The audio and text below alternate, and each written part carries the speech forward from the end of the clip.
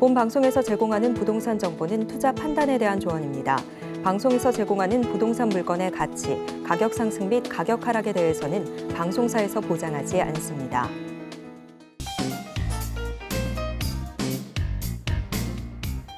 안녕하세요. 손에 잡히는 부동산 정보, 부동산 올인원 최슬기입니다.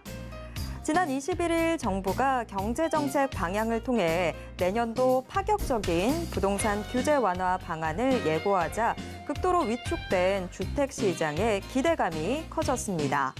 정부의 경제정책 방향에 따르면 다주택자에 대한 세금 및 대출 규제 완화해서 무리하게 기존 집을 팔지 않더라도 버틸 수 있도록 한 것은 물론 자본 여력이 있으면 집을 추가로 사도 세금 부담이 늘지 않도록 했습니다. 특히 아파트 매입 임대사업제를 부활시켜서 다주택자들이 아파트를 여러 채 가지고 있어도 임대사업자로 등록하면 세금 부담을 피할 수 있도록 돌파구를 마련해 주목을 받았는데요. 지난 정부에선 다주택자를 투기 세력으로 보고 규제했지만 현 정부는 부동산 연착륙을 위해서 필요한 구원투수로 판단한 것으로 풀이됩니다. 자, 오늘도 저희 부동산 올인원과 함께 하시면서 맞춤 투자 계획 슬기롭게 세워보시고요. 부동산에 대한 궁금증은 전화 상담 가능한 02-3153-2668번 무료 문자 번호 013-3366-0110번으로 언제든지 문의 주시길 바랍니다. 부동산 올인원 생방송은 지금 유튜브로 함께 하실 수 있습니다. 유튜브에서 서울경제TV 검색하신 후에 실시간 스트리밍 방송으로 함께해 주세요. 참고로 본 방송에서 제공해드리는 정보는 투자 판단에 대한 조언일 뿐 해당 부동산의 가치와 수익률을 보장하진 않습니다. 또 서울경제TV, 서울경제신문은 당사의 브랜드입니다. 최근 당사를 사칭한 피해 사례가 급증하고 있습니다. 이에 따른 시청자 여러분들의 각별한 주의 부탁드립니다. 자, 그럼 부동산 올인원 지금 시작합니다.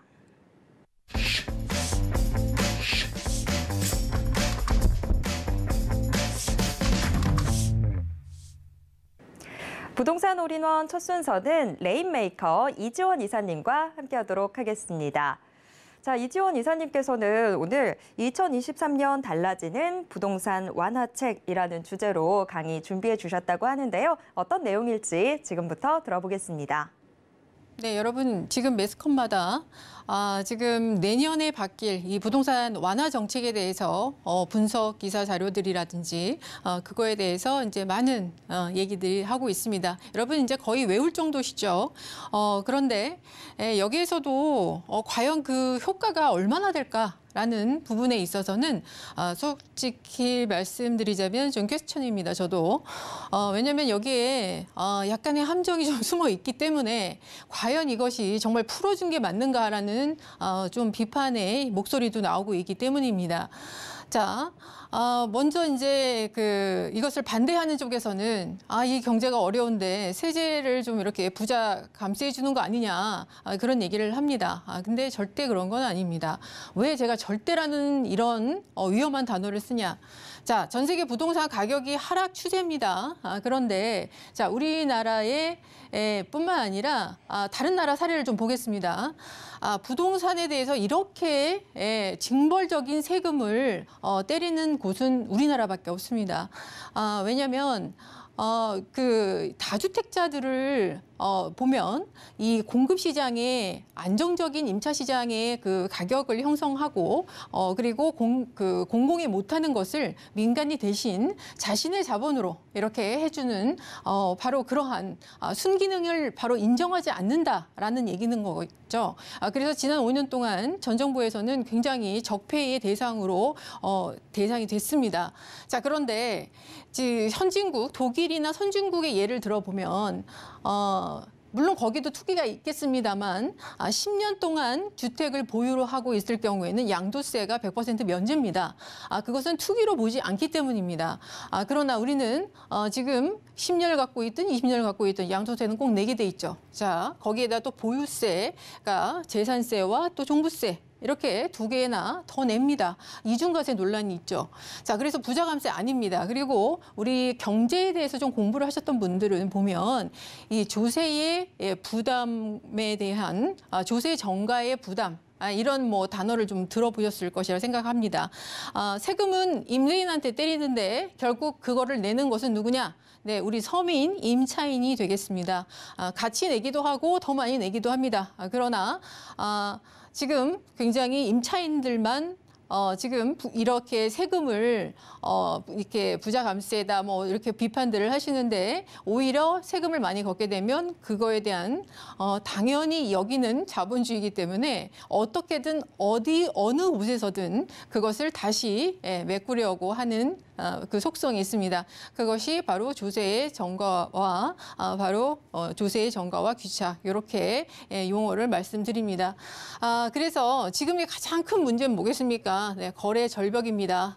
그리고 이 거래 절벽을 통해서 또 여러 가지 규제, 사고 팔고를 또 못하기 때문에 정말 억울한 그 상황들이 많이 벌어지고 있습니다. 계약금을 포기한다든지 일시적 2주택 안에 내가 빨리 그걸 이사를 가야 됩니다. 뭐 조정 대상에서 6개월은 폐지가 됐고 2년으로 늘어났지만 지금 거래 자체가 안 되기 때문에 그것조차도 넘겨서 과태료를 무는 그런 사태까지도 지금 벌어지고 있다.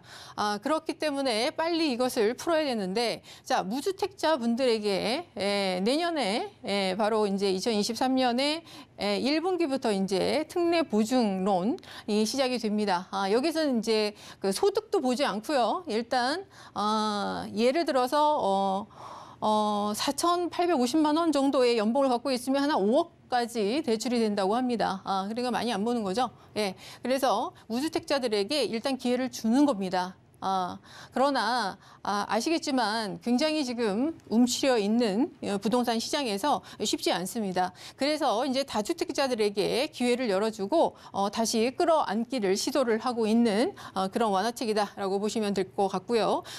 지금 전국의 그 미분양이 굉장히 많이 늘어나고 있습니다. 지역마다 그 편차가 있겠지만 서울도 미분양이 지금 일어나고 있는 곳이 있습니다. 그렇기 때문에 이것은 굉장히 앞으로 이 미분양 물량이 5만 채까지 만약에 그 확대가 된다라고 하면 정말 건설사들이 도산할 수 있습니다. 그렇게 되면 이것이 금융 시스템 붕괴까지 올 수 있기 때문에 굉장히 위험한 IMF를 우리가 제2의 IMF를 맞을 수도 있다. 이런 얘기가 나오는 이유입니다. 그리고 특히 여기에서 임대사업자들은 3주택 이상일 경우가 굉장히 많습니다. 이분들은 이 주택을 이제 하나의 이것도 사업자로서 이제 인정을 해주고 적절한 세제 혜택을 주면서 안정적인 공급자로서의 역할을 이제 그 지위를 부여한다. 이렇게 보시면 될 것 같습니다. 뭐든지 좀 긍정적으로 보시는 그런 태도를 가지시기 바랍니다. 자, 종부세 보겠는데요. 자. 내년에는 이제 공시가격을 좀 낮춰줍니다. 그러나 또 우리가 이제 임대인 입장에서는 공시가격이 낮춰지면 거기에 나오는 비례해서 나오는 전세대출 이것도 줄어들게 됩니다. 그만큼 또 내 돈을 내놔야 되는 또 그러한 또 대비를 또 좀 하셔야 된다라는 부분이 있고요. 자, 그리고 종부세의 그 공제액을 확대를 했습니다. 다주택자가 9억이다. 그래서 6억에서 3억 정도 더 빼준다라고 했지만 제가 볼 때는 그냥 종부세를 없앴으면 좋겠습니다. 과세 표준을 보시면은 지금 뭐 1주택의 부부 합산 공동 명의 일 경우 각각 그 종부세는 인별과세이기 때문에 각각 9억 원씩 이렇게 빼주기 때문에 18억 원을 빼주는 효과까지도 누릴 수 있다. 그렇지. 그리고 바로 여기에서 이제 과세 표준이 12억 원이 나왔을 경우에는 바로 이제 중과세율은 폐지가 되고 일반 세율로 바로 돌아섭니다. 예전보다도 0.5에서 1% 많이 또 경감이 됐습니다만 그래도 이 조세가 어디로 갈 것이냐. 역시 임차인들에게 또 어느 정도는 부담이 될 것이다. 이렇게 보고 있습니다. 자, 그래서 취득세 중과도 이제 완화가 됐다는 것을 그리고 이제 여러분 이 정도는 이제 외우셔야 돼요. 일반 세율 1에서 3%, 그리고 3주택은 뭐 조정은 6%. 우리가 이제 서울 중심으로 볼 때 이제 6% 보셔야죠. 그 외에 이제 지방 비조정은 4%. 그러니까 반씩 50%씩 경감됐다고 보십니다. 많이 줄여줬네. 뭐 이렇게 얘기하시는 분이 있겠지만 그렇지 않습니다.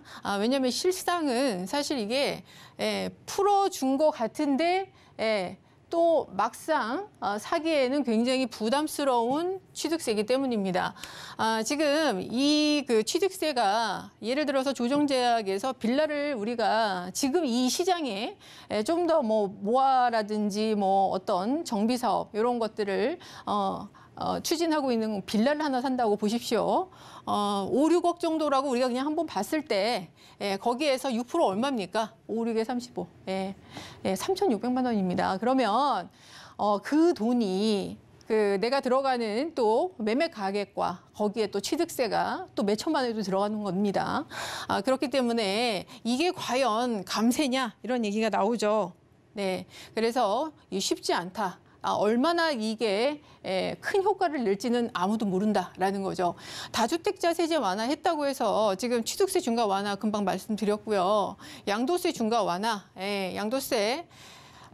오래 보유할수록 뭐 장특공도 주고 하고 하지만 보통은 1주택자에게 그 혜택이 몰려 있고요. 다주택자들은 이런 것을 받을 수가 없고 팔고 싶어도 이제 뭐 지금 대출이라든가 이제 대출 규제가 좀 풀렸기 때문에 좀 두고 봐야 됩니다만 이게 과연 1년이나 이제 연장을 해줬습니다만 이제 어느 정도 우리가 거래의 절벽에서 벗어나느냐에 대한 관건 이것을 좀 볼 필요가 있습니다. 주담대 지금 다주택자한테 30% 가능하게 만들어줬는데 사실 여기를 보면 무조건 주겠다는 건 아닙니다. 주택가격 LTV에서 30%를 주지만 DTI나 또 DSR 이것을 다 따져봅니다. 거기에서 가장 적은 소액을 또 주고 최소 보증금, 우선 변제금 그것과 또 빼주기 때문에 또 얼마 안 될 수 있습니다.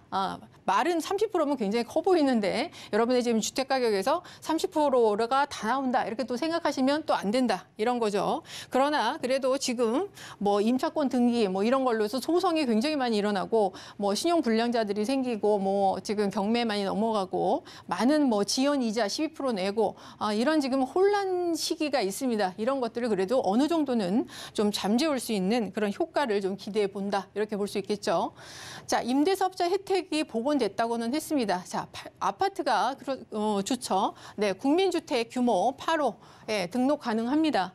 그러나 여기에서 이제 60제곱미터 이하 뭐 취득세도 이제 감면해 준다 뭐 이런 얘기가 있습니다만 여기가 앞으로 이제 이거에 대한 그 세부적인 시행령을 우리가 또 볼 필요가 있습니다. 여기에 또 숨겨진 뭐가 있을 수가 있죠. 예를 들어서 아파트 가액이 뭐 9억을 넘지 않아야 된다라든지 그런 것들 그런 걸 하면 굉장히 제한적일 수밖에 없다. 영향이. 자, 그리고 종부세 합산 배제 이거는 정말 임대사업자들은 일단은 다 10년에 묶여 있기 때문에 줘야 됩니다. 그리고 양도세 중과 배제 이것도 원래 있던 거를 뺏었던 거니까 당연히 줘야 되죠. 근데 하나 빠졌죠. 뭐가 빠졌습니까? 장특공이 빠졌죠. 장기보유 특골 공제에 대한 혜택은 빠져 있습니다.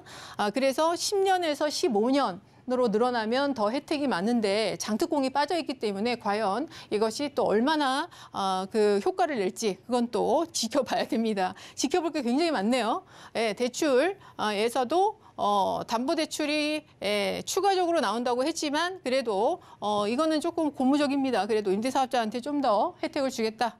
대출이 좀 더 나오니까 왜냐하면 좀 더 많은 주택을 갖고 있는 3주택 이상일 가능성이 굉장히 많기 때문에 이분들이 전세자금 대출을 이제 반환 대출을 내줄 때 좀 도움이 될 것 같습니다. 자, 그리고 이제 신규 임대 사업자는 뭐 2채 이상 이렇게 말씀을 하시는데 사실 이제 이 부분에 있어서도 그러면 내가 그 한 번에 2채를 골라서 한 번에 등록을 해야만 이 혜택을 받을 수 있잖아요.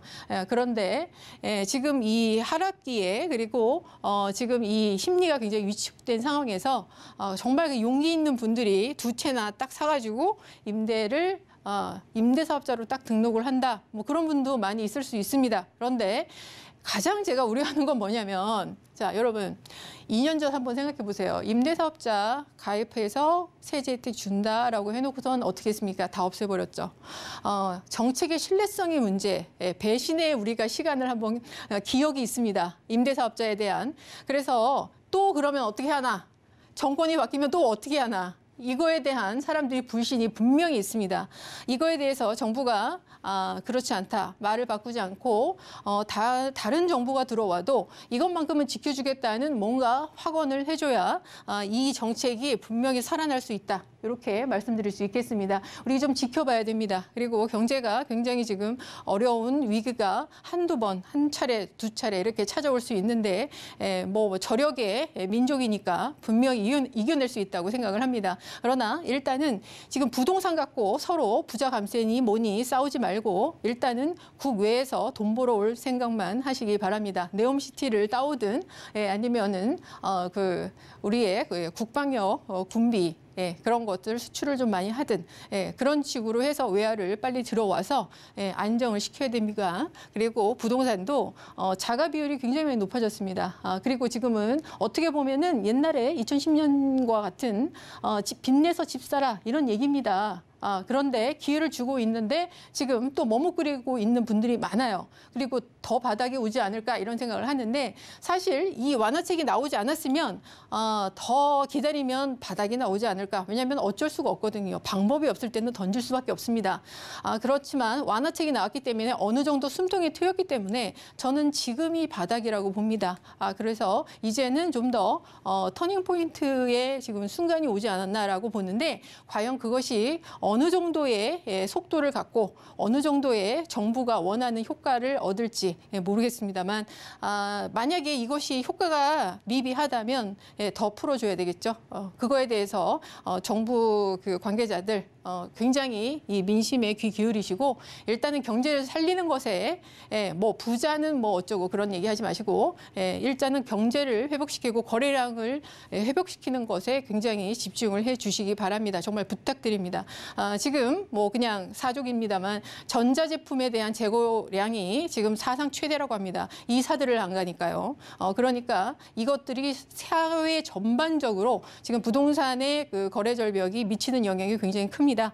그래서 우리 앞으로 이 부분에 있어서 빨리 시행되도록 그리고 효과가 정말 나도록 노력하시고 그리고 합의를 잘 해주시길 바랍니다. 네, 이지원 이사님의 부동산 이슈 진단 함께 하셨고요. 계속해서 정보 체크 만나보도록 하겠습니다. 자, 첫 번째 정보 체크 서울 중랑구 면목동 확인해 보도록 하겠습니다. 지하철 7호선 면목역 역세권에 위치해 있는 다세대 주택 확인을 해볼 텐데요. 방 구조는 투룸과 3룸으로 되어 있습니다. 현재 시세는요, 4억 원부터 5억 3천만 원 선까지 예상되고 있습니다. 중랑구 면목동 자세한 정보 들어보도록 하겠습니다.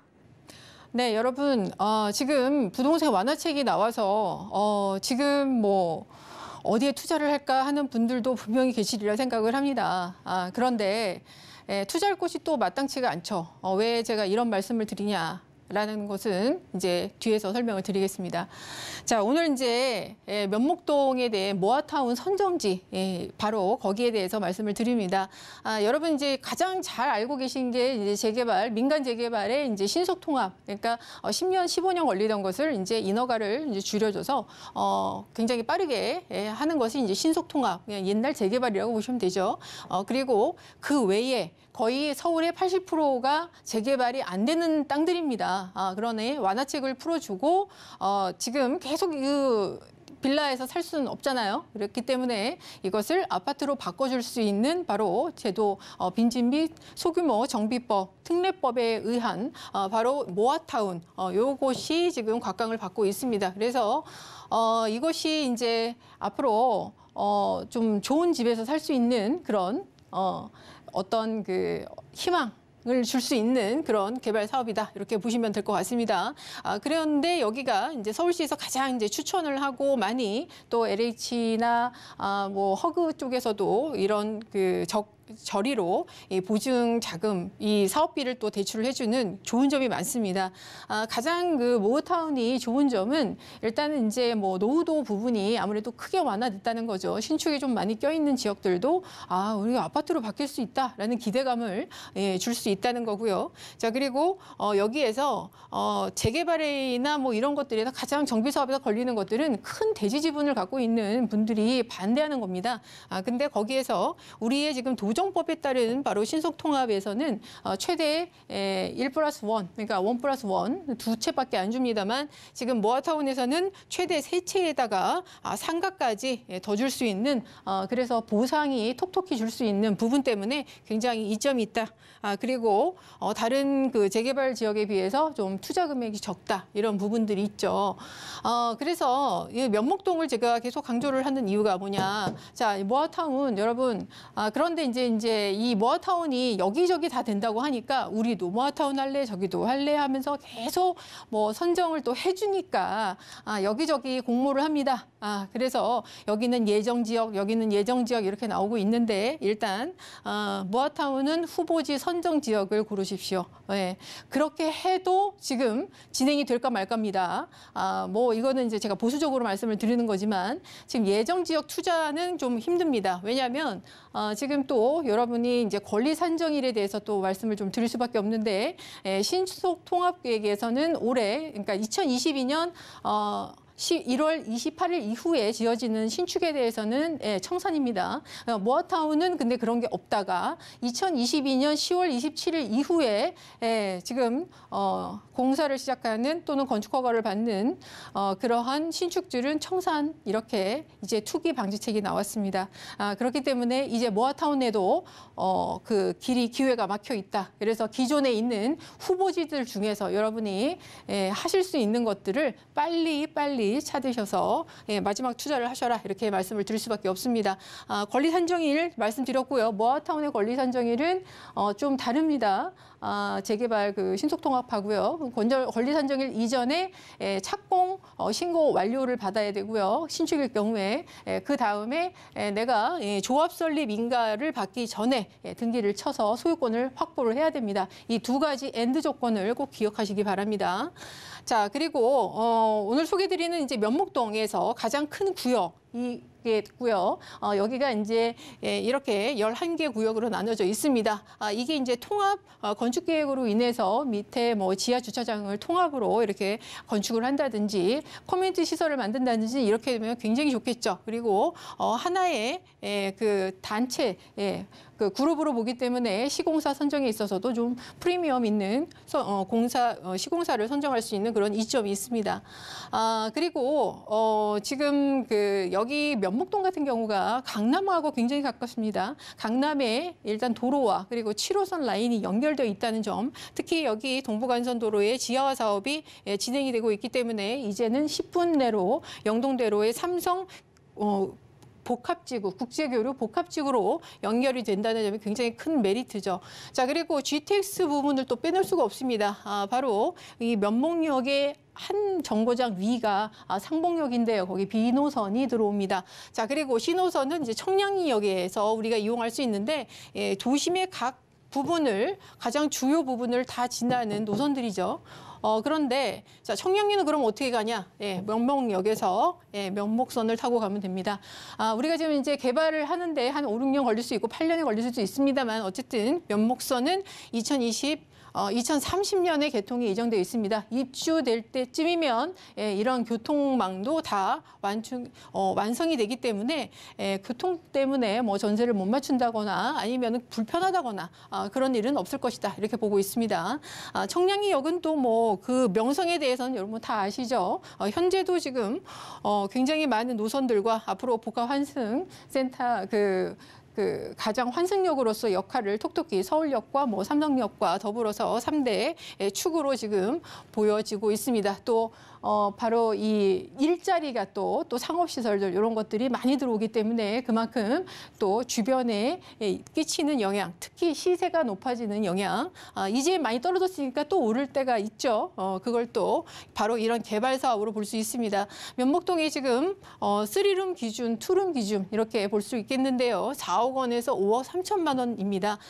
모아타운에 여러분이 고르실 때 보면 전용 면적 큰 것, 그리고 대지 지분 큰 것 이렇게 위주로 고르시면 여러분 나중에 굉장히 유리합니다. 그래서 전용 면적이 큰 것이다 이렇게 볼 수 있겠고 임대가 2억 8천에서 3억 9천, 그래서 실제 투자 금액은 1억 3천에서 1억 5천 정도로 보통의 재개발의 거의 한 3분의 1 수준의 투자가 가능합니다. 그리고 권리 산정일, 그리고 현금 청산일인 22년 10월 27일 이전에 모두 이러한 조건을 갖추고 있는 곳들이 얼마 없기 때문에 이런 부분을 참고하시고 또 최초로 여러분이 다주택자라면 임대사업자 등록을 통해서 또 취득세도 반으로 감경됐으니까 더욱더 좀 더 저렴한 가격에 여러분 투자금으로 투자하실 수 있다. 이렇게 보시면 될 것 같습니다.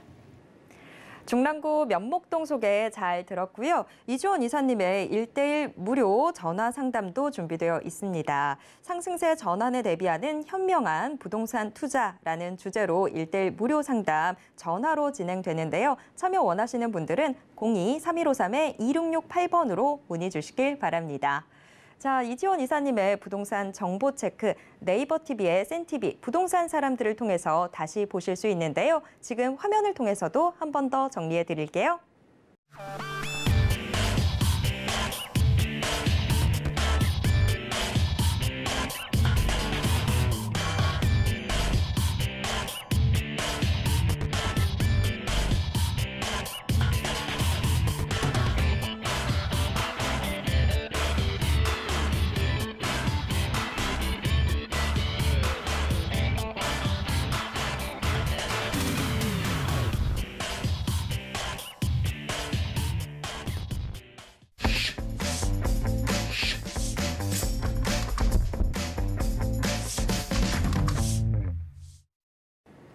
부동산 시장을 올바르게 이해하기 위해선 정확하고 빠른 정보는 필수일 텐데요. 자, 부동산 올인원과 함께 하시면서 부동산 시장의 최신 정보 모두 확인해 보시길 바랍니다. 부동산 올인원 이번 순서는 메이드퀸 박준영 소장님과 함께 하도록 하겠습니다. 자, 박준영 소장님의 부동산 정보 체크 확인해 보시죠. 첫 번째 정보 체크, 고양시 덕양구 덕은지구 확인해 보도록 하겠습니다. 지하철 서부광역철도 덕은역 역세권에 위치해 있는 상가 또 지식산업센터를 확인해 볼 텐데요. 현재 시세는 3억 3천만 원부터 5억 8천만 원 선까지 예상되고 있습니다. 고양시 덕양구 덕은지구 자세한 정보 들어보도록 하겠습니다. 네, 오늘은 덕은지구에 대해서 한번 볼 텐데요. 덕은지구라고 하면은 이제 많은 분들이 우리 상암 바로 옆에 있는 지역, 서울 바로 옆에 있는 경기도 지역임에도 불구하고 그냥 경기도다라고 이제 생각을 하실 텐데 서울에 바로 붙어 있는 경기도라고 하더라도 어느 정도 붙어 있는 지역인지를 이제 좀 잘 모르시는 경우도 많습니다. 한강이 보이는 서울의 아주 근교 2km 이내에 있는 지역이 이제 덕은지구다라고 볼 수가 있겠는데요. 여기 보시다시피 이제 한강권 그리고 범서울권 그리고 상암과 연계된 아주 저평가된 지역이 덕은지구다라고 볼 수가 있겠습니다. 상암에서 바로 옆에 2km 이내에 붙어있는 지역이 덕은지구다. 근데 이 덕은지구가 왜 좋으냐라고 물어본다라고 한다면은 지금 여기에는 이제 지금 현재 4,800세대 그리고 2,600세대 정도가 이제 더 들어올 예정이고요. 업무 시설과 그리고 오피스텔까지 한다라고 한다면은 이제 거의 10,000세대 규모의 이제 주거지가 들어오고 그리고 이제 상업 시설 그리고 업무 시설까지 도 들어오기 때문에 아무래도 이제 자족 도시의 이제 형태를 띠고 있는 아주 큰 규모의 이제 재개발 사업이 진행돼서 이제 입주를 하고 있는 지역이 이제 덕은지구다라고 볼 수 있겠는데 이 지역에서 가장 중요한 거는 상업 비율이 1.3%밖에 되지 않습니다. 그만큼 상업 비율이 굉장히 낮다. 그래서 독점적인 상권을 영유할 수 있다라고 볼 수가 있겠고요. 낮에는 업무, 직장인들 그리고 밤에는 퇴근한 이제 가족들이 이제 모여 있는 이 지역이기 때문에 항아리 상권을 가진 지역이다. 점심시간에 잠깐 뭐 주변 지역으로 왔다 갔다 할 수 있거나 아니면 퇴근을 한 이후에 가족들끼리 왔다 갔다 한다거나 이렇게 되지 않고 그 안쪽 지역으로 수렴되는 상권을 가지고 있기 때문에 항아리 상권이다라고 볼 수가 있겠고요. 그렇기 때문에 상권이 수익률이 굉장히 좋다. 안정적인 임대 이제 수익률이 이제 좀 기대가 된다라고 볼 수가 있겠습니다. 그리고 지금 현재 계속 입주장이기 때문에 인구 유입이 계속 이루어지고 있는데요. 지금 인구 증가 그리고 유동인구 증가가 계속해서 이루어지고 있고 개발 호재 계획들도 이제 산발적으로 지금 진행이 되고 있기 때문에 높은 미래 가치를 가진 지역이다. 그리고 교통이 지금 현재도 이제 아무래도 이제 고속도로가 가깝기 때문에 한강변 바로 앞에 위치하고 있기 때문에 뭐 자유로라든지 강변북로, 가양대교라든지 여러 가지 이제 도로교통편이 굉장히 좋지만 앞으로도 이제 역 근처 역으로 이제 탈바꿈이 되는 지역이기도 하기 때문에 교통이 굉장히 좋아질 거고요.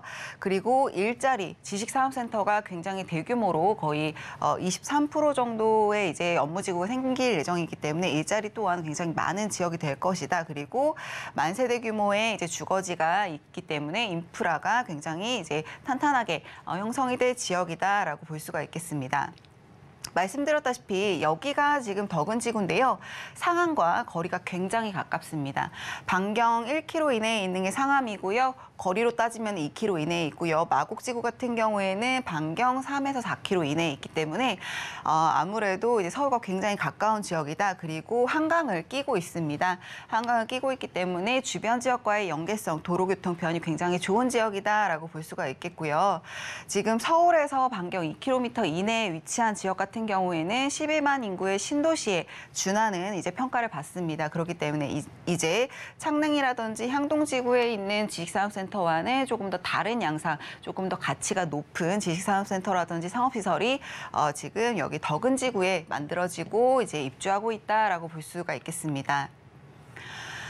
지금 보시다시피 이제 이만큼이 한 4,800세대 정도 됩니다. 그리고 여기에는 이제 단독주택 규모의 이제 집들이 있고요. 업무 시설들이 이 주변으로 이루어지고 자리 잡고 있는데요. 이 주변 옆으로는 한강이 지나가고 있고요. 그리고 강변북로, 가양대교, 그리고 자유로까지도 지금 이제 주변으로 이제 자리 잡고 있습니다.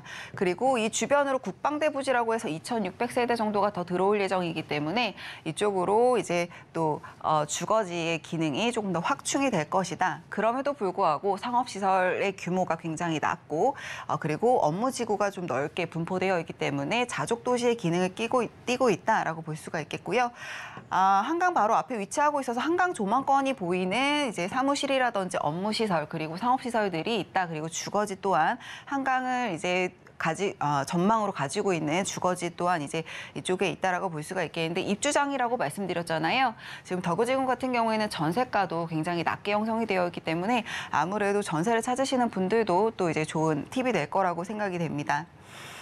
창릉 신도시 같은 경우에는요, 첨단 이제 R&D 그리고 연구시설 등이 들어올 거고요. 마곡지구 같은 경우에는 바이오, 그리고 상암 같은 경우에는 미디어, 그리고 여의도 같은 경우에는 금융, 특구 지역입니다. 다 이제 특성화되어 있는 지역인데요. 덕은지구 같은 경우에는 상암과 연계해서 미디어 중심의 이제 업무 시설들이 들어올 예정인데 아무래도 지금 주변 지역과의 연계성이 굉장히 좋습니다. 그래서 창릉의 기능을 분산하고 마곡의 기능을 분산하고 그리고 여의도에 영향을 받아서 덕은지구에 있는 지금 현재 저평가되어 있는 이제 이 업무 시설들이 굉장히 상향으로 이제 좀 올라갈 것으로 기대가 되고 있는데요. 아직까지는 부동산 경기가 살아나지 않았기 때문에 특별히 눈에 보이진 않지만 지금 시기가 이제 덕은지구에 투자할 수 있는 이제 마지막 기회다라고 볼 수가 있겠습니다. 지금 시세는 굉장히 이제 낮게 형성이 되어 있기도 하고 주변에 이제 서울 지역이라든지 그리고 경기도권에 비해서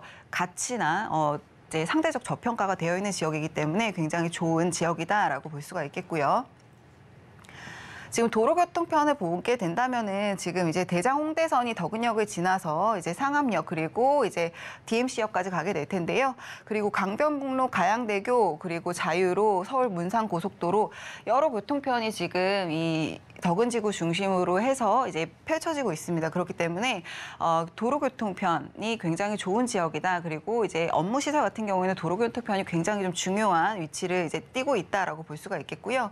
지하철 같은 경우에는 2031년도에 이제 덕은역이 이제 생길 예정입니다. 뭐 1호선, 2호선 이런 건 아니고요. 대장 홍대선으로 인천 대장부터 이제 홍대까지 가는 이제 선인데요. 아무래도 뭐 김포공항 공덕, 서울역 그리고 뭐 당산역, 합정역, 신촌역, 홍대역까지 좀 이제 편리하게 이제 이동을 할 수 있는 역이 생긴다라고 볼 수가 있겠습니다. 지금 이제 국방대 부지 같은 경우에는 2026년 이제 완공 예정인데요. 좀 늦어질 것으로 보여지고 있고요. 그리고 그 옆으로 이제 덕은역이 생기고요. 그 뒤쪽으로 옆으로 이제 미디어밸리가 이제 들어서게 될 것으로 보여지고 있습니다. 지금 여기에 보면은 5만 명 정도의 이제 수용 인구가 이제 덕은지구에 이제 이미 생겼고 계속 생기고 있는데요. 지금 계속 입주장 그리고 이제 업무 시설들도 이제 분양을 하고 이제 만들어지고 이제 땅을 파고 있습니다. 그렇기 때문에 투자 시기에 가장 적절한 시기가 될 것으로 보여지고 있고요. 사실 한강변을 보고 있는 업무지구, 주거시설 그리고 상업시설들이 이제 우리나라에 많이 위치하고 있지 않기 때문에 덕은지구가 아무래도 서울 옆에 있는 경기도권이다 보니까 좀 저평가되어 있다는 점, 그리고 상암 DMC와 연계 도시의 기능을 이제 좀 이제 개발 단계에서부터 좀 강조를 하고 있었고요.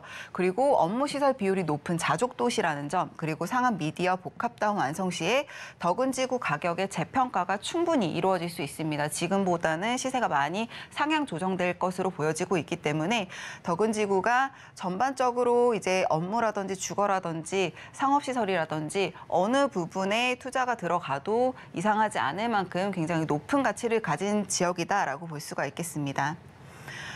지금 이제 아까 말씀드렸다시피 이제 이 덕은지구 주변으로요, 여러 가지 고속도로라든지 도로교통편이 굉장히 발달이 잘 돼 있습니다. 바로 옆에 상암이 있고요. 뒤쪽으로는 향동이랑 이제 창릉, 그리고 이제 DMC 미디어시티역까지도 이제 지금 이제 버스로 가던 지하철로 가던 한도 정거장으로 이제 이동할 수 있게끔 이제 덕은지구가 도로교통편이 계속해서 좋아지고 있습니다. 그리고 주변으로 강변북로, 가양대교 예를 들면요, 지금 이제 이 지역에서 나가는 그리고 들어오는 그 도로교통편 자체가 주변 지역으로 연계성을 이제 주요하게 이제 작용을 하고 있기 때문에 마곡지구라든지 상암 그리고 쥐밸리 그리고 광명 같은 이제 지식산업센터라든지 이제 업무 시설들이 많이 밀집돼 있는 지역에서의 이제 업무 연계성도 같이 볼 수가 있고요. 그리고 이제 역 같은 경우, 도로교통편 같은 경우에도 지금은 아직까지는 미흡합니다. 그렇지만 앞으로 좋아질 가능성이 있는 지역이기 때문에, 굉장히 높은 지역이기 때문에 지금 현재 좋은 것보다 앞으로 좋아지는 게 미래 가치에 더 영향을 많이 끼치기 때문에요. 그런 점들도 같이 보셔야 되겠고요. 그리고 지금 이제 지식산업벨트로 인해서 이 주변으로 이제 바이오라든지 4차 산업 같은 이제 산업의 이제 중심축이 될, 이제 지리적으로 중심축이 될 이제 가능성이 굉장히 높기 때문에 지금 이제 업무 시설들이라든지 창업 시설을 보시는 분들 같은 경우에는 이제 덕은지구를 좀 집중해서 보시고 있는 중이다라고 볼 수가 있겠습니다. 투자 성공 포인트 같은 경우에는요, 제일 중요한 거는 가격이 되겠죠. 아무래도 주변의 지식산업센터의 이제 금액대가 평당 2천이 좀 넘습니다. 아무래도 지금 뭐 3천을 향해서 달려가고 있는데요. 아무래도 이 덕은지구 같은 경우에는 좀 이제 저평가되어 있는 지역이다 보니까 금액 자체가 매우 저렴하고요. 그리고 인접지 강서, 구로, 금천, 영등포의 지리적 입지는 덕은이 가지고 있습니다. 하지만 그런 이제 지역 중에서 가장 저평가된 지역이라는 점, 서울 바로 옆에 붙어 있는 경기도권이기 때문에 저평가되어 있다라는 점. 하지만 서울과 준한 연계성이라든지 지리적 위치라든지 이점들은 다 가지고 있는 지역이라는 점, 그렇기 때문에 투자 이제 유입률이 굉장히 높다라는 점도 이제 주의 깊게 보실 필요가 있겠고요. 한강변에 위치하고 있어서 아무래도 지리적 장점이 굉장히 높습니다. 이 교통 연계성 그리고 한강 뷰를 가진 이제 업무시설, 상권들이 이쪽에 밀집해 있다는 점도 이제 알 수가 있겠고요. 지금 이제 이 지역 같은 경우에는 자유로까지 200m 그리고 가양대교까지 300m 정도의 거리에 있습니다. 그렇기 때문에 이 도로 교통을 타는 그 거리가 굉장히 짧다. 그렇기 때문에 이제 비즈니스 센터로서의 기능이 굉장히 도로 쪽 한강 쪽에 위치한 업무시설의 장점을 그대로 가지고 있는 지역이다라고 볼 수가 있겠고요. 한강의 바로 앞에 위치하고 있기 때문에 한강 조망권도 굉장히 높은 메리트를 가지고 있는 지역이다라고 볼 수가 있겠습니다. 이렇게 지금 1층에는 상업시설들이 들어오게 될 예정이고요. 위쪽으로는 지식산업센터가 들어올 예정인데 보시면 아시겠지만 커다란 백화점 몰의 분위기로 지금 이제 형성이 될 것으로 보여지고 있습니다. 또한 이제 바로 앞에는 한강 그리고 한강 공원들이 있기 때문에 한강 상권이라든지 그리고 한강 조망이라든지 여러 가지 이점들을 다 누릴 수 있는 지역에 위치하고 있다. 그럼에도 저평가된 지역이다. 지금 아파트는 상가의 장점 가지고 있습니다. 아파트 단지 자체가 만세대 규모고요. 그리고 분양 상가, 분양을 받을 수도 있겠고요. 근데 여기에 가장 큰 장점은 상가의 희소성이 굉장히 높습니다. 그렇기 때문에 수익률과 직결되는 부분에 있어서 수익률이 굉장히 안정적이다. 그리고 상주 인구, 유동 인구가 굉장히 많고 그리고 앞으로도 굉장히 많아질 예정이기 때문에 낮에는 직장인을 상대로 그리고 밤에는 이제 가족을 상대로 이제 낮과 밤의 상권들이 다 활발하게 이루어질 수 있는 지역이다라고 볼 수 있겠고요. 주변 지역과의 연계성이 아무래도 이제 상암이라든지 경기도권이라든지 갈 수는 있겠지만 서울로도 이제 갈 수는 있겠지만 점심시간 잠깐 저녁 시간에 이제 가족들이 모인 시간에 그렇게 왔다 갔다 할 수 있을 만큼의 연계성이 높지는 않아 보여요. 그렇기 때문에 이 지역 자체의 항아리 상권이 굉장히 상권 자체가 형성이 될 것이다라고 이제 보여지고 있고요. 이거는 이제 보통 이제 상가 입주하는 이제 그 업체들이 굉장히 좋아하는 이제 입지라고 볼 수가 있겠습니다. 그만큼 이제 임대 수익률이 안정적이다라고 볼 수가 있겠고요. 매매 금액은 지금 이제 3억 8천만 원에서 4억 1천만 원 정도로 예상이 되고 있습니다.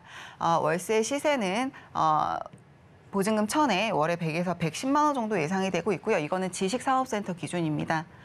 그리고 상가 기준으로 3억 3천만 원에서 5억 8천만 원까지 시세가 형성이 되어 있고요. 임대 금액은 5천만 원에서 월 200에서 380만 원 정도로 이제 형성이 되어 있기 때문에 월세 수익률이 탄탄하다라고 한다면은 월에 임차가 380만 원 정도가 된다라고 한다면 굉장히 좋은 조건의 임대 그리고 임차를 이제 계속해서 이끌어낼 수 있는 수익률을 기대해 볼 수 있다라고 볼 수가 있겠습니다. 고양시 덕양구 덕은지구 소개 잘 받았습니다. 이어서 두 번째 정보 체크 확인해 보도록 하겠습니다. 이번에는 서울시 동대문구 답심리동 확인해 보도록 하겠습니다. 지하철 2호선 신담역 역세권에 위치해 있는 다세대 주택 확인을 해볼 텐데요. 방 구조는 투룸 형태로 되어 있습니다. 현재 시세는요 3억 9,500만 원부터 4억 1천만 원 선까지 예상되고 있습니다. 동대문구 답심리동 자세한 정보 들어보겠습니다. 네, 두 번째 지역 동대문구 답심리동인데요. 동대문구는 아무래도 교통의 요충지라고 볼 수가 있겠는데 지금 이제 동대문구 답심리동에는 모든 교통편이 모이고 있다라고 볼 수가 있겠습니다. 그리고 동대문구 같은 경우에는 이제 아무래도 인지도가 굉장히 높은 지역이기 때문에요. 좀 주의 깊게 보실 수 있는 지역이다. 상급지로 좀 분류가 되는 지역이다라고 볼 수가 있겠고요. 지금 이제 말씀드리는 지역은 모아타운의 가능성이 굉장히 높은 지역이다라고 볼 수가 있겠습니다. 동부권 교통 의 중심지고요. 1호선, 2호선, 5호선, 분당선, GTX 경전철까지 이제 있는 지역인데 여기에 GTX가 지금 B노선과 C노선이 이제 교차하는 복합 환승 터미널이 이제 들어올 예정입니다. 그렇기 때문에 아무래도 GTX의 호재가 한 가지 노선만 있다라고 하더라도 굉장히 좋은 호재를 가지고 있지만 두 가지의 노선이 같이 이제 있다, 환승할 수 있는 지역이 있다. 우리 지하철도 환승할 수 있는 지역 같은 경우는 조금 더 메리트가 크잖아요. GTX 같은 경우는 환승할 수 있는 지역이 딱 3지역밖에 없습니다. 그 중에 하나가 또 이 지역이기 때문에 좀 메리트가 큰 지역이다라고 볼 수가 있겠고요. 동대문구 대규모 재개발 사업이 지금 진행해 있습니다. 여러 가지 사업들이 이제 계속해서 진행이 되고 있는데요. 그렇기 때문에 향후 지역 시세 상승이 굉장히 기대되는 지역이다. 그리고 굉장히 깔끔해지고 있고 현대화되고 있는 지역이기 때문에 향후 지역 시세 상승이 계속 기대되고 있는 지역이다라고 볼 수가 있겠습니다. 또한 이제 지리적으로 굉장히 이제 주요 도심에 굉장히 가깝게 위치하고 있고요. 그리고 교통편 자체가 좋은 지역이기 때문에 신축 소형 주택의 수요가 굉장히 풍부합니다. 2030 세대의 이제 전폭적인 지지를 받고 있기 때문에요. 이제 소형 주택에 대한 임차 수익률이 굉장히 좋은 지역, 그리고 안정적인 지역이다라고 볼 수가 있겠고요. 그리고 서울 중심권 중에 가장 저평가된 지역이다라고 볼 수가 있겠습니다. 지금 보시다시피 이 청량리를 기점으로 해서 여러 가지 이제 교통편들이 이제 거의 모이고 있다, 중심으로 이렇게 모이고 있다, 수렴되고 있다라고 볼 수가 있겠는데요. 1호선, 2호선, 5호선, 그리고 분당선, GTX까지 해서 여러 가지 노선들이 지금 동대문구를 가로질러서 이제 지나고 있기 때문에 교통편이 굉장히 좋은 지역이다라고 볼 수가 있겠고요. 청량리 역세권 개발, 전동 답십리 뉴타운, 그리고 왕십리 뉴타운까지 재개발 사업들이 계속해서 진행이 되고 있고요. 장안평 지구단위 계획구역 같은 경우에는 이 지역 자체가 현대화되는 데에 좀 큰 역할을 할 것으로 보여지고 있습니다. 예전에 조금 이제 어지럽고 이제 노후됐던 이 거리들을 조금 더 현대화를 시켜서 좀 더 좋은 여기가 바로 서울이구나 하는 지역으로 이제 만들어지고 있기 때문에요. 아무래도 이제 기대 가치가 굉장히 높은 지역이다라고 볼 수가 있겠고요. 지금 이 지역을 중심으로 서울 도심이라든지 뭐 강남 성수 그리고 잠실까지 해서 도로교통편이 굉장히 좋기 때문에 시간상 거리가 얼마 걸리지 않습니다. 그리고 이제 아무래도 이제 서울의 중심에 위치한 이제 지역이다 보니까 이 서울에 있는 여러 인프라들을 누릴 수 있는 위치에 있다. 그래서 2030의 이제 전폭적인 지지를 받고 있는 지역이다. 그래서 임차 수익률이 굉장히 안정적인 지역이다라고 볼 수가 있겠고요. 지금 면목 경전철과 동부 관선도로 지하 사업이 이제 진행 중에 있는데요. 뭐 면목선이 생긴다면은 이제 동북부를 가로지르는 이제 노선이 하나 생기는 거고요. 동부 관성도로 지하 같은 경우에는 삼성까지 이제 아무래도 시간상으로 이제 도로 교통편 거리상 좀 더 이제 단축되는 효과가 생길 수 있겠고요. 이 위쪽으로는 또 이제 공원이 조성이 될 예정이기 때문에 인프라도 좋아질 것으로 보여지고 있습니다. 근데요, 이 이제 개발 호재들보다도 이제 가장 이제 중심이 되는 이 동대문구의 호재는요, 바로 GTX 개발입니다. GTX B 노선과 GTX C 노선이 교차하는 지역이 이 청량리를 기점으로 해서 이제 이루어지고 있는데요. 지금 GTX가 교차하는 지점이요, 서울역하고 강남의 삼성역 딱 3가지 역밖에 없습니다. 그렇기 때문에 이 3가지 역 중에 하나가 포함이 된다라는 점도 굉장히 큰 메리트를 가지고 있지만, 여기가 이제 지나는 용산 우리가 이제 중요해지는 지역들, 그리고 지금 현재 중요한 지역들을 지나고 있는지, 얼마만큼 거리가 이제 빠른지, 시간상 거리가 얼마만큼 단축이 되는지도 중요하잖아요. 용산과 강남까지의 거리가 굉장히 단축이 되고 다른 지역에서 오더라도 이 청량리를 통해서 환승을 해야만 갈 수 있는 또 지역이 있기 때문에 그거에 따른 유동인구, 이 지역을 찍고 가는 유동인구들도 굉장히 많을 것으로 보여지고 있습니다. 지금 이 지역 같은 경우에는요, 모아타운이라는 이제 개발 사업이 좀 이제 가능성이 좀 큰데요. 모아타운 같은 경우에는 가로정비 사업과는 약간 이제 다릅니다. 이거는 이제 나홀로 아파트의 기능을 가지고 있다, 나홀로 아파트와 비슷하다라고 보고 있는데, 이런 단점들을 해소했습니다. 나홀로 아파트의 단점들, 아무래도 아파트만 우뚝 서 있다 보니까 그 입주민들이 누릴 수 있는 인프라 구조가 조금 이제 비약하다라는 점, 이제 그런 점들이 있었는데, 지금 이제 모아타운 같은 경우에는 나홀로 아파트의 단점들을 좀 해소를 합니다. 지하 주차장이라든지 어린이집, 그리고 커뮤니티 시설 등, 그리고 주변에 공원 등을 이제 구축을 해서 여기에 이제 시민들의 좀 편리와 인프라 인프라 확충 그리고 커뮤니티 시설의 확충 등을 좀 이제 제공하는 그런 사업이다라고 볼 수가 있겠고요. 통상적으로 재개발이라고 하는 것보다도 이제 기간이 많이 단축이 되기 때문에 한 4년에서 6년 정도 예상이 되는 사업이다라고 볼 수가 있겠습니다. 모아타운 같은 경우에는 만약에 개발이 된다라고 한다면 좀 지가 상승이라든지 주변의 지가 상승 그리고 그 지역의 인프라 구조적인 혜택의 상승 뭐 이런 부분들이 이제 좀 이 이슈가 많이 되고 있는데 그 이슈만큼 훨씬 더 이제 좋은 사업이다라고 볼 수가 있겠고요. 시민들이 충분히 누릴 수 있을 만한 사업이다라고 볼 수가 있겠습니다. 지금 이제 매매 금액은요, 3억 9,500만 원에서 4억 1,000만 원 정도로 예상이 되고 있고요. 전세 금액 같은 경우에는 아무래도 임차 수익률이 굉장히 안정적이고 탄탄한 지역이다라고 말씀드렸다시피 임대 금액은 2억 8천만 원에서 3억 원 정도로 예상이 되고 있기 때문에 실투자액이 굉장히 적습니다. 1억 원 정도 예상해 보시면 되겠고요. 1억에서 1억 1,000만 원 정도 예상해 보실 수 있겠습니다. 월세 시세 같은 경우에는 임대 금액이 3천에서 지금 월에서 100에서 120만 원 정도 이제 형성이 되어 있는데요. 이 지역 같은 경우에는 지금과 같이 월세 강세인 시장에서는 월세 금액이 계속해서 상향되는 이제 양상을 띠고 있기 때문에 월세 수익률 그리고 전세를 통한 갭투자 수익률도 굉장히 높은 지역이라고 볼 수가 있겠습니다. 네, 동대문구 답심리동 소개 잘 들었습니다. 박준영 소장님의 이 부동산 정보 체크는 네이버 TV의 센TV 부동산 사람들을 통해서 다시 보실 수 있습니다. 지금 화면으로도 한 번 더 정리해 드릴게요.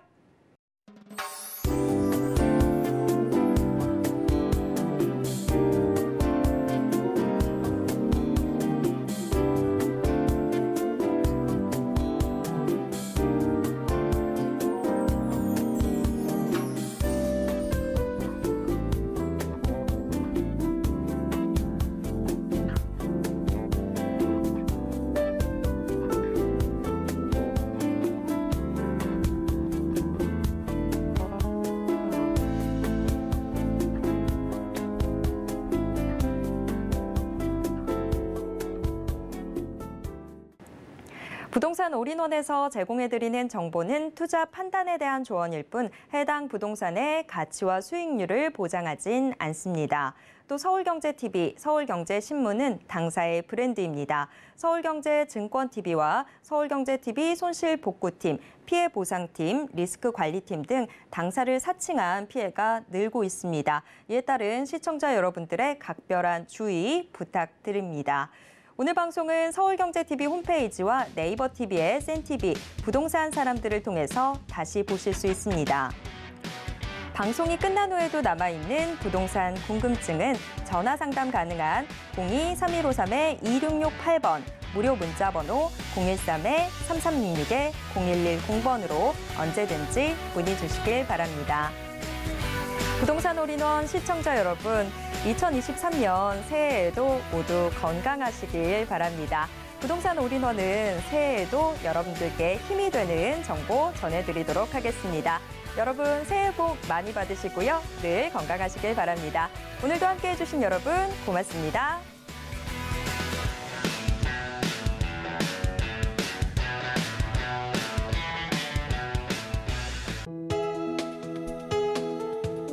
본 방송에서 제공하는 부동산 정보는 투자 판단에 대한 조언입니다. 방송에서 제공하는 부동산 물건의 가치, 가격 상승 및 가격 하락에 대해서는 방송사에서 보장하지 않습니다.